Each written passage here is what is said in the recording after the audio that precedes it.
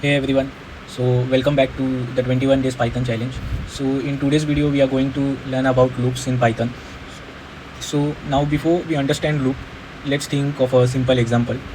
So imagine if your teacher asks you to write hello 100 times. So would you write it in this way, like print hello, then again write print hello, then again write print hello, or copy pasting the same text again and again? Can this be like so many number of lines code we need to write just to print hello 100 times? So this won't be possible, right?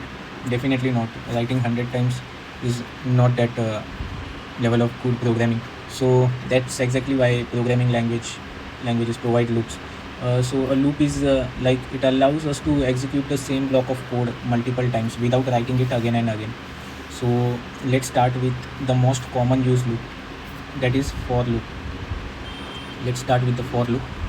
So we'll take an example of an for loop.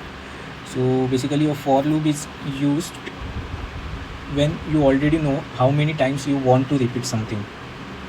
Like you already know how many times you want to repeat something. So this is definition of the for loop. Like you already know how many times you want to repeat something. Like for example, let's print numbers from 1 to 5. So we can write the code for this. First, for I in range of 1 comma 6 colon print of I. So this code will repeat. We are writing the range here, range 1 to 6. It will generate numbers from 1 to 5. Let's run this code and see. Yeah, it is generating number 1 2 3 4 and 5.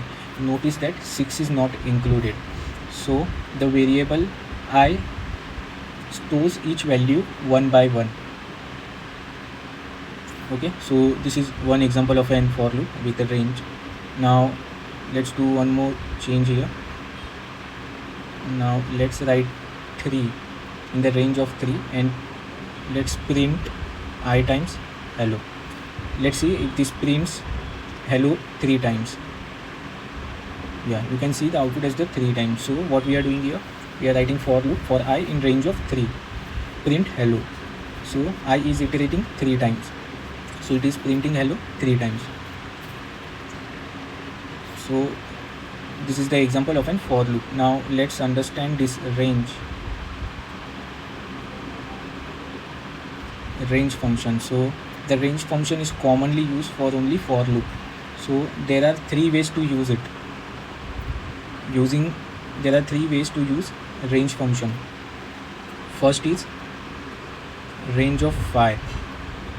For example, range of 5 will give output from 0 comma 1 comma, it will give not comma, it will give like 0 1 2 3 and 4, but it won't include number 5. Then another range function is, second one is, we are giving range start and end, that is 2 comma 6. So start from 2 and till 6, so it will include till 5 only. Like the output will be 2 3 4 and 5. The one more commonly used range function is, third is range of 2 start at 2 end at 11 and step function is there, that is 2. So this output will be like, it will start from 2, then we have given step as 2, so it will go to 4, then it will give us 2 4 6 8 and end at 11, so it will end at 10. The last number will be at the 10. So the third value is called the step size, which tells Python how much to increase each time. So these are some important part of the range function using the for loop. Now we will move to the while loop. While loop.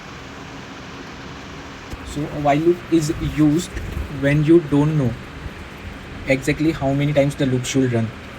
So the while loop is used when you don't know how many times the loop should run. So it keeps executing as long as the condition is true. It keeps executing as long as condition is true. So for loop is like we know how many times the loop should run. So in that case we use for loop. And while loop is like when you don't know how many times the loop should run. So for that purpose this while loop keeps executing as long as the condition becomes true. We will take one example like count, taking variable as a count equal to 1. So I am writing while condition here now. While count, I am giving it as while count is less than equal to 5 colon print count, and I will increment count with 1 plus equal to 1. So what this code will do, it will count till number 5. Like first it will initiate with 1, then 2, then 3, 4, and we have written as while count is less than equal to, so it will include 5 as well. Let's run this code. See, so we are getting output as 1, 2, 3, 4 and 5. So one very important thing to remember is to update the condition inside the loop only. So when the condition becomes true, that is count less than equal to 5, then at that step, like condition is becoming true, it will stop there. Otherwise if we write update like count plus equal to 1 outside the while state condition, then this will create an infinite loop. So this thing we need to remember in the while loop. Now